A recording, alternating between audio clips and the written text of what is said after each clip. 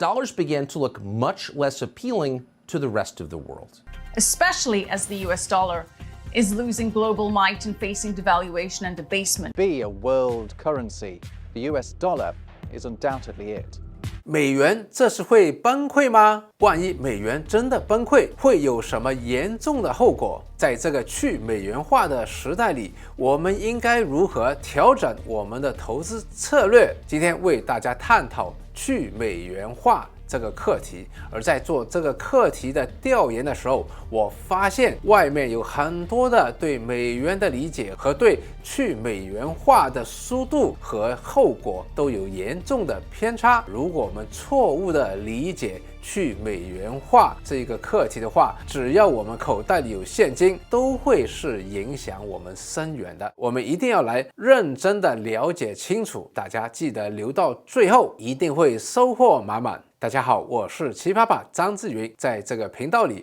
我会分享我投资了30年的心得和经验，希望帮助大家避开股灾，找到10倍股，让财富滚雪球。如果你还没订阅，记得订阅并打开旁边的小铃铛，那你就可以第一时间收到我视频的上传通知了。回到今天的主题，其实美金可能会被替代这个说法已经存在了好多年。我过去10几年曾经教人家投资房地产，背后其中一个逻辑就是美国大量的印钞票，美元的含金量越来越稀。当时我叫大家去买楼，所以这个课题可以说我是相当熟悉的。早在10几年前，很多投资虚拟货币的人，他们其中一个理由就是美国滥发货币，美元的含金量是越来越低，他们不再相信美元，而把他们的资产转移到虚拟货币。当然，这10几年美元完全没有崩溃，那为什么这一次好像有点不一样了呢？那要探讨为什么美元可能会失去世界储备货币的地位。首先让我们明白美元是如何成为世界储备货币的。其实100多年前，当时的世界货币不是美元，而是英镑。但是在第2次世界大战之后，英国欠债累累，而美国因为当时出口了大量的武器还有其他的产品，也是战后唯一一个国家受战争的影响比较小的，它的生产力当时是全世界最大的，也在这个情况下拥有了全世界接近80%的黄金。所以在1945年，在布雷顿森林里，各国元首聚在一起达成了协议，同意用美元作为世界的货币，而每35美元背后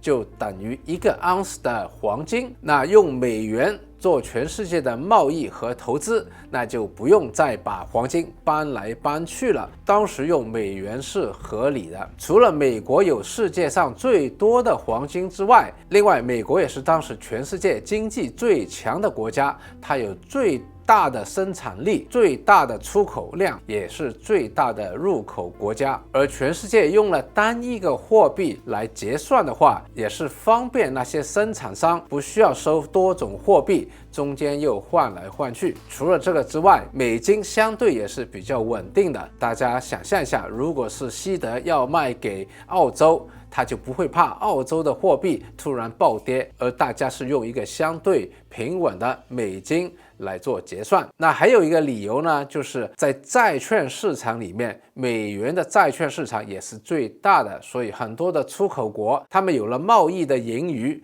赚了外汇之后，他可以把这些外汇投资到美元债券，这些原因使到美元理所当然了成为了世界最强的，也可能是唯一的通用的世界货币。那经过了50年代和60年代，美国的经济当时是相当的繁荣。当一个国家经济好的时候，他们消费会提升，他们的进口会比出口的多，这就产生了长期的贸易赤字。另外，美国的公司也到处去投资，在资本账户上面也有赤字，更多的美元是离开了美国本土。那其他的国家收到了美元之后，真的有跑回来美国要求换回黄金，其中一个就是法国，当时的法国大量的换美金，提走了黄金，一下子美国的黄金降低了3000吨，只剩下来1万吨了。在1971年，当时的美国总统 Nixon 宣布之后的美元不能够再换黄金了，也就是说废除了金本位，美元和黄金脱钩。那美元没有了黄金之后，它的世界储备货币地位是立马崩溃。从1971年到74年，全世界抛售美元，美元的购买力是大量的贬值，所以我们看到70年代的高通胀，还有石油价格的暴涨，都是因为美元大幅度的贬值了，也使到美国的经济在70年代出现衰退，经济衰退加上高通胀，就变成了滞胀。直到1974年，美国和沙地阿拉伯达成了协议，一方面美国支持沙地阿拉伯，给他很多的军事保护，另外一方面沙地阿拉伯同意以后只收美金，不收其他的货币来卖石油。从1974年开始，美金又成为了 petrodollar 石油美元。那因为全世界很多国家都需要进口买石油，所以美金的价值又回来了，全世界都愿意收美金，因为他们知道美金有市场有价值，他们出口之后收到美金，可以在世界上投资和换其他的货币或者是货品。那其实呢，当时全世界是很乐意支持美元成为唯一一个世界强大的货币的，因为当时美国真的是最大的经济体，最大的消费者，而没有了黄金的限制，美国可以印更多的钞票，有了更多的钞票，他们就可以消费买更多的产品，使到这些第三世界新兴的国家可以靠出口来振兴经济。我们看到当时80年代的日本出现了经济的奇迹，就是因为大量的货品可以出口给美国，而美国可以长期的进口比它出口更多的产品，这就是长期的贸易赤字。当时日本是繁荣了，后来的亚洲四小龙和90年代之后的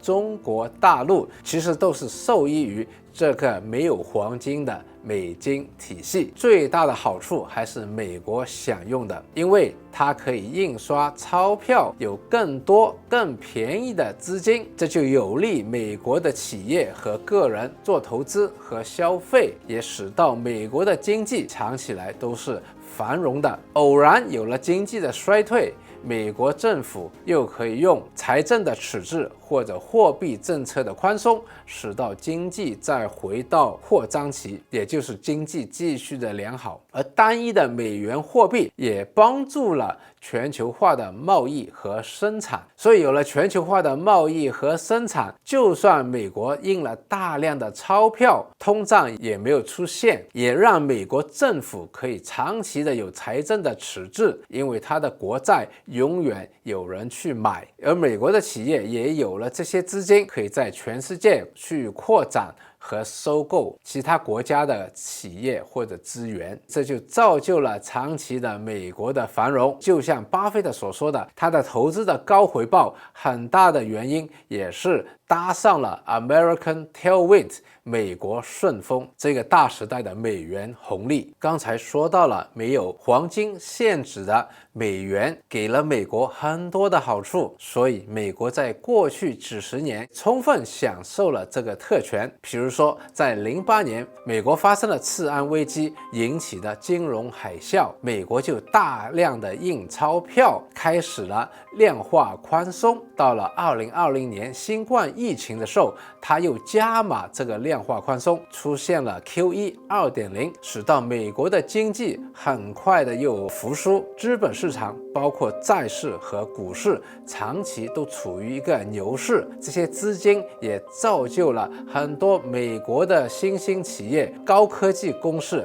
得到了融资，去发展他们的业务。但是在这个过程当中，美国的政府也是每年有越来越多的财政赤字，使到美国的国债已经到了一个天文数字。而因为印钞票去消费要比自己工作来出口赚外汇更容易，在这段时间内也有大量的工作离开了美国，很多的这些工作最终是去了中国大陆。美国的蓝领阶级失业人数是越来越多。到了2016年，特朗普要选总统的时候，就利用了这一点名分，把中国变成了一个敌人，得到了大量选民的支持。 We can't continue to allow China to rape our country. They're taking our business. They're taking our job. 当他做了总统之后，针对中国发动了中美贸易战。在这个中美贸易战之前，中国是乐意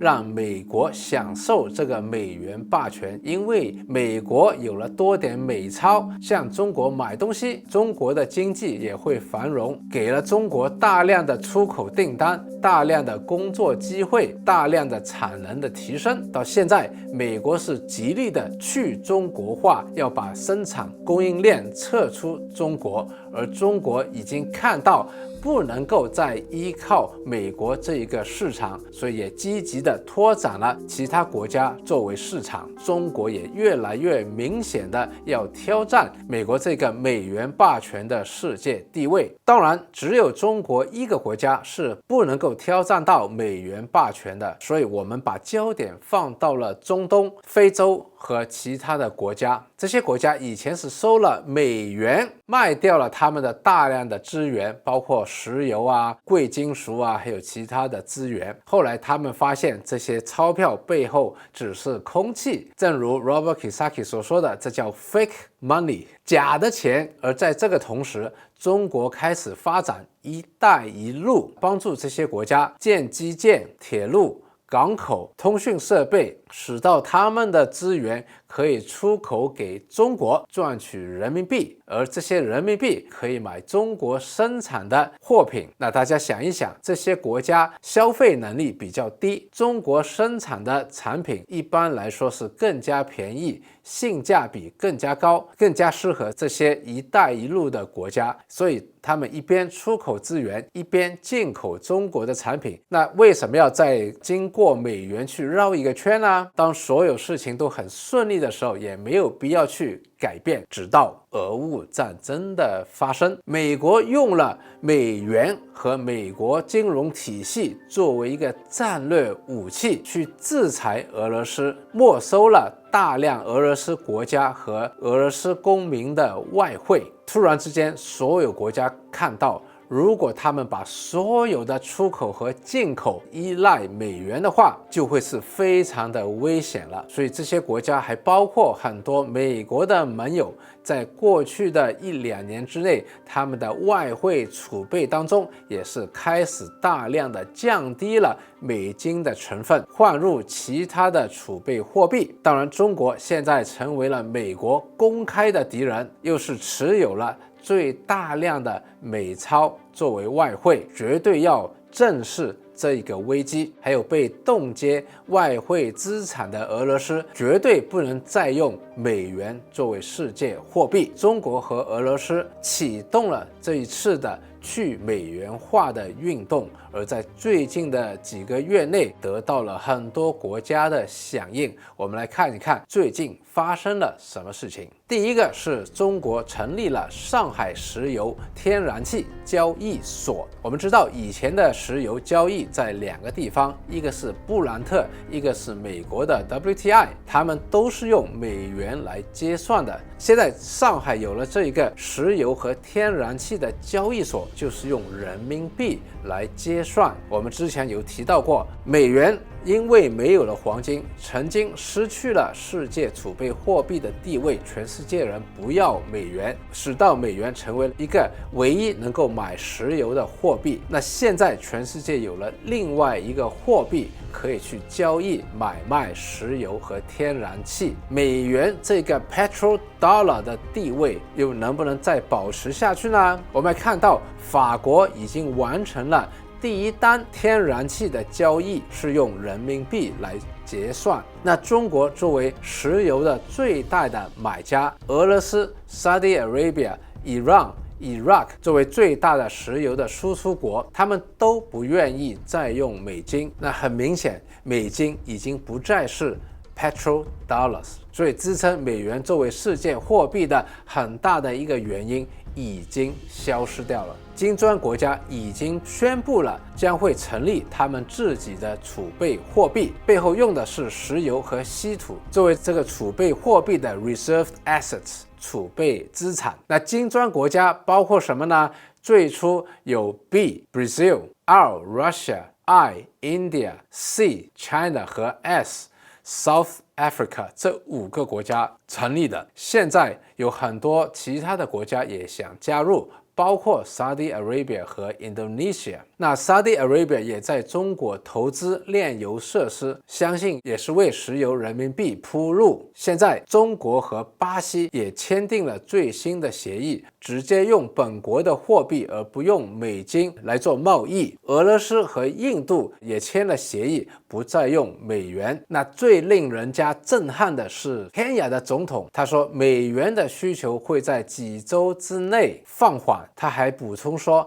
如果大家持有美元的话，几个星期之后会蒙受很大的损失。那发生了这么多事情，你觉得美元这次完蛋了吗？欢迎大家留言讨论。那我个人的意见是，我觉得这一次很大的可能美元真的是受到了挑战。我们刚才讲过，美元成为世界货币的2大原因是，第一个，它当时是最大的出口国，也是最大的进口国，但现在最大的生产出口国是中国大陆，而中国大陆也已经成为了世界上蛮大的一个进口国家。虽然美国还是全世界最大的一个市场，最大的一个进口的国家，它的影响力已经没有当年一国独大的那么大了。第二个也是最关键的，就是美元当时没有了黄金之后，是靠着石油成为了 petrodollar。 这一次最大的石油出口国和最大的石油进口国家是刻意的要去美元化，没有了石油的支持， petrodollar 就不再是 petrodollar。 那又没有黄金，又没有石油做支持，那美金真的不知道拿来干什么，用来上厕所还没有这一卷好用。虽然我们不能肯定美元是100%会崩溃，前车可鉴。我们看一看以前曾经是世界储备货币的，当他们失去了这个地位之后会跌多少。那 Ray Dalio 曾经研究过，荷兰盾曾经是世界的货币，当它失去了这个世界货币的地位之后，10年内是贬值，跌了66.7%。英镑曾经是世界货币，而在2战之后失去了这个世界货币的地位，在1949年是贬值了30%，到了60年代又再贬值多20几个%，总共接近一半不见掉了。那 Ray Dalio 也提出，一个货币作为储备货币也有它的生命周期，一般来说平均是94年。那如果我们从1945年作为美元成为世界货币的开始，那加上94年的话，就到了2039年，美元就会完全失去它的储备货币的地位。这样看来我们还有好几年哦。但是我们也要记得一点，现在是一个信息年代，信息的流通是更快，全世界的行动也有可能是更加一致，所以美元年代的结束可能要比2039年来得更早。美元也不需要完全失去它作为全球储备货币的地位，这个世界上可能有第二个、第三个共存，但只要美元不再是唯一一个强大的储备货币，其他的国家可以用其他的货币来做贸易的话，这对美国的经济影响已经是非常的深远了。首先，香港有句话叫借了钱总是要还的，那美国之前享受了美元霸权，印发了很多的钞票，而把通胀输到了全世界，使到美国没有太高的通胀，这一笔债是要还的。当全世界不再需要那么多的美元的时候，他们会把美元还到美国本土，这个时候美国突然之间有了大量的美元，美金的购买力就会下降，通胀就会上升。我们看到现在美国已经在为现在的通胀非常的头痛，如果美元失去世界货币这个地位的话，美元的通胀会远远比现在要高很多。然后以前靠出口赚了美元做外汇的，回到美国买美债的这些国家和企业就会减少来买美元国债，这会使到美国政府靠借债来维持它的财政赤字的会更头痛，因为美债买家减少了之后，他需要用更高的殖利率来吸引买家。当然，更高的通胀也会使到美联储升息，这就会使到经济出现衰退，甚至有可能是大萧条。那现在美国已经有很多的 homeless 无家可归的流浪者，如果经济进一步的变坏的话，美国的治安问题又会是更严重，说不定2024年真的特朗普又回归了，或者就算不是特朗普的话，美国的政局未来会如何发展呢？那当然，美元崩溃不一定会发生，我个人觉得发生的机会也不小，所以不怕一万，只怕万一。我们一定要做好风险管理，我们要事先预备，万一这个美元崩溃真的发生了，我们现在应该如何调整我们的投资策略？首先，我们不要再持有大量的现金，因为当美元崩溃的时候，这些现金会贬值，它的购买力会进一步的缩小。那就算不是美元的货币，其实他们背后的外汇储备还是有大量的美元，所以我们也不要持有太多的现金。债券就更加不要买了，因为买了债券是为了赚那么一点点的利率，等到很久的以后才拿回这些贬值的钞票。一旦美元崩溃的话，收益率会暴升，债券的价格也会暴跌，所以债券绝对是低回报、高风险的投资。那房地产呢？理论上，房地产是真的资产，可以对冲货币的贬值，但是一旦美元崩溃，利率上涨会使到公楼的利息也上涨，所以楼价在短期内也会非常的波动，而且房地产要卖的时候，它的流动性会非常的差。如果真的我们需要套现的话，在一个金融危机的时候是很难去套现的，除非我们是打了很大的折扣去贱卖，所以我们也不要买太多的房地产。我个人觉得呢，在现在这个去美元化的时代里，可以考虑投资一些重要的资源和贵金属，因为当大家不再想要这些货币的时候，我们就想要真金白银。当然，除了真金白银之外，还有其他的贵金属，还有其他的资源，包括石油、天然气、商品、粮食，包括农产品。我们可以是买商品指数，也可以是买生产这些商品的企业。那说到了黄金和白银，我们也小心其中一个风险，因为黄金和白银是没有利息的，当利息上涨的时候，对他们也不是太有利。所以我们看到在2022年初期的时候，黄金和白银的价格也下跌了，就是因为美联储在升息。当然，现在人家对货币失去了信心，真金白银也涨了不少了。现在买的话也有高追的风险，大家量力而为，作为一个分散投资，而不是去赌它会涨多少。最后我们要留意的就是，当越来越多人预期美金会跌的时候，他们会去抛售美金，甚至做空美金。这个抛售和做空